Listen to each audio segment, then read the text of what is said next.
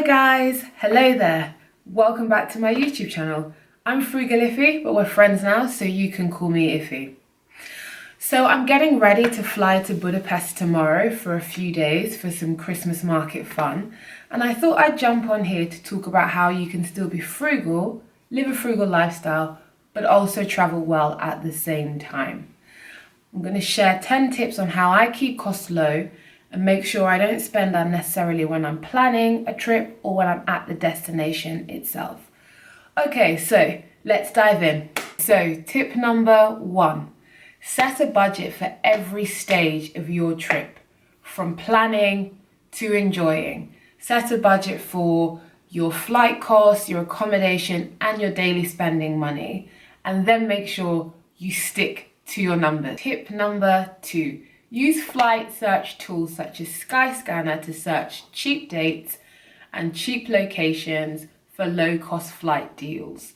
Personally, I use incognito mode when I'm searching for flights and I'm comparing platforms to make sure that the cookies on my mobile or my laptop or my tablet do not push up the price of the ticket. Just be warned.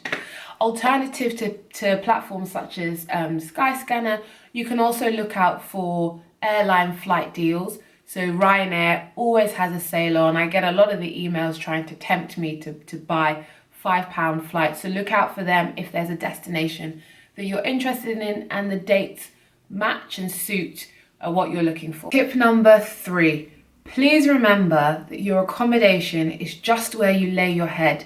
It does not have to be Instagram worthy. I personally don't use hostels, but if that suits your travel style, they are a great low-cost option.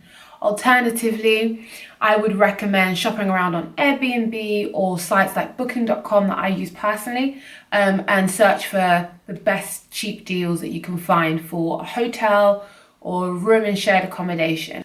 Okay, so tip number 4, you don't have to go shopping and get a new outfit for every single trip. It's better that you rewear, recycle, and restyle your outfits and your clothes as much as possible. It will save you so much money. It's really not necessary, and it will not add to the flavour and the feel of your trip. Okay, so tip number 5. If you are taking cash with you, shop around for the best exchange rate prior to your trip. Please don't get caught out by last minute needing to get your exchange rate currency from the airport. Unless, of course, doing that is best for the destination that you're going to. Please do your research. The internet is free. It will tell you the best way to get your currency, what you need, and how you should go about it. Okay, so tip number 6. Use a credit card that has no foreign exchange fees. It will save you money and also gives you a lot of safety and security. The credit card that I use sends me a notification in pounds every time I spend on it, and it makes my spending incredibly real. Don't get tricked into thinking that spending in foreign currency isn't real spending. It really is, and it can add up. Added to that, if you are going to spend on a credit card while you're away, as soon as you get home, you need to clear the balance. And I need to make this clear to you all. If you can't pay the balance as soon as you get home, you can't afford the trip. And if you can't afford the trip, you shouldn't be going away and you shouldn't be having that holiday. I know that that's harsh, but we're real around here. And if that's the case, that's just the case, and you need to save a little bit longer and wait a bit longer. I'm really sorry, but that's the truth. Tip number 7, have a big breakfast if your accommodation includes it. When I'm away, I like to have a big protein-rich breakfast. And then for lunch, I just have a snack rather than a sit-down meal. And what this means is, rather than spending the money for lunch, I can actually choose to have a nice dinner in the evening if I wish. I've been able to save so much money with this tip, so I highly recommend trying it and getting out of the habit of having 3 square meals every day while you're away. Tip number 8, sign up to free walking tours. Free walking tours are a great way to see a location and explore places that you may have missed if you didn't have a guide directing you and explaining what it is you can actually see.